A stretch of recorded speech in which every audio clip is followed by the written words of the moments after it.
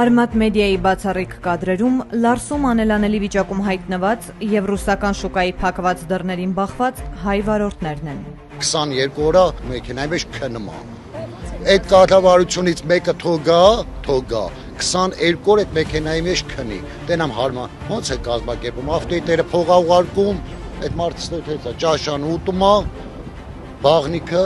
ապրում, մեքենայի մեջ ապրում 22 օր։ Ինչ իմանար հայ գյուղացին, որ երբ Ուկրաինայի նախագահ Զելենսկին եկավ Հայաստան ու հենց Հայաստանից եվրոպական երկրներին կոչ արեց պատժել Ռուսաստանին, դրանից տուժելու է ոչ թե Զելենսկուն ծափահարող Նիկոլ Փաշինյանը, այլ հենց իրենք են քաղելու Զելենսկու այցի դառը պտուղները։ Փակվել են դռներ նաև Ուկրաինայի կողմից։ Հայաստանից գնացած պղպեղով բեռնված բեռնատարը Ուկրաինայի սահմանից հետ են ուղարկել։ Ասում են հայկական պղպեղը վարակված է TRIPS խիստ վնասատու միջատով։ Վերևից պետք է ամեն ինչի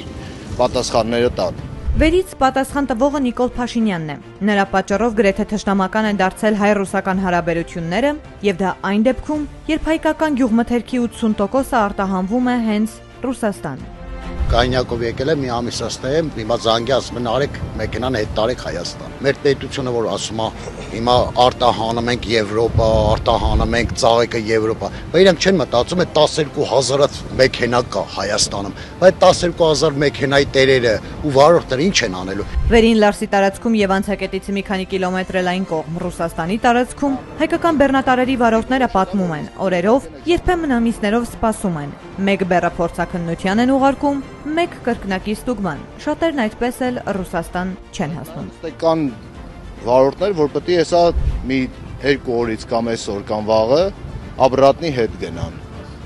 Իրանց պատասխաններն էլ այտենց է եկել։ Որ հանկարծ իրենց խնդիրներից էլ խոսում դժգոհում են, վարորդներն ասում են, ռուս սահմանապահները հստակ ժեստով կոնկրետ հասցե են ուղղորդում։ Մի բան խոսում ես, ասում եմ, որ տակ ձել էի։ Մրգով, բանջարեղենով, ծաղիկներով բեռնված մեքենաների վարորդները փչացող բեռներով էլ Լարս չեն հասնում։ Ասում են, որ օրերով չսպասեն, ապրանքն էլ շարքից դուրս չգա։ Այստեղ հասել են լուրերը։ Հայաստանի կառավարությունը սուբսիդիաներ է տալիս տնտեսվարողներին, որ եվրոպական շուկաների դռները թակեն։ Իսկ ինչպես են այդ բեռները Եվրոպա հասնելու, ինչ ճանապարհով, հարցնում են վարորդները։ Գյուղացին չարչարվում է առավոտի ծիրիկուն արևի տակ, որ իր միրգը արտահանի ինչ-որ մի բանի հասնի, թե պետության համար թե ընդհանրապես գալում են ամեն երկրորդը արդեն 10 մոտր ու էդի արդեն գալիս է 20000 գալիս է գյուղացին է տուժում,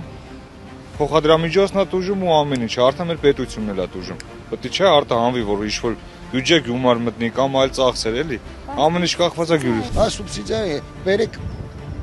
4 հատ ֆիրմա բացենք մեծ ծաղիկի, այդ 4 հոգին փողը տանք, ասենք, պետություն տվել ենք, փողերը տվել ենք, ձեները կտրեք նստեք, բայց 12000 մեքենա կա, բայց 12000 մեքենան ինչ են անելու։ Հայաստանում այդ 12000 մեքենան ինչ են անելու, վարորդները ինչ են անելու։ Դրա մասին թող մտածեն։ Ոչ թե սուբսիդիա ենք անում, սուբհարեք։ Անում են, թող մեզ էլ անեն։ Մեզ է թող սուբսիդիա տան։ Ամեն վարորդի թող իր բանը տա, գումարը տա։ Շատերն ուղղակի խոսափում են տեսախցիկից։ Կադրերից այն կողմ են ասում, քաղաքական լուծում պիտի գտնի կառավարությունը։ Կապրուստի միջոց չենք տենում, ներկապային չենք տենում, չկա։ Սկսել են դեպորտ անիլը, զապրետ անիլը։ Եթե ես այսօր չկարողանամ Ռուսաստանից ինչ-որ ապրանք ներմուծեմ Հայաստան, Հայաստանից էլ ապրանք տանեմ Ռուսաստան, տնտեսությունը հավուր ճգնաժամ է ապրելու ու չկարողանա ամեն ինչ երևալու է գյուղացու վրան։ Հաստատ կառավարության նստողի վրան ոչ մի բան չի երևալու։ Չգիտեմ թե սա վերջը ինչ է դառնալու էլի։ Իսկ քաղաքական լուծումը չկա ու չկա։ Կան ընդհանրապես խոստումներ, որից հայ գյուղացուն ոչ տակ, ոչ սառն։ Բաժանորդագրվեք Արմատ մեդիայի ալիքներին սոցցանցերում։ Հետևեք մեզ նաև Armat Media AM կայքում։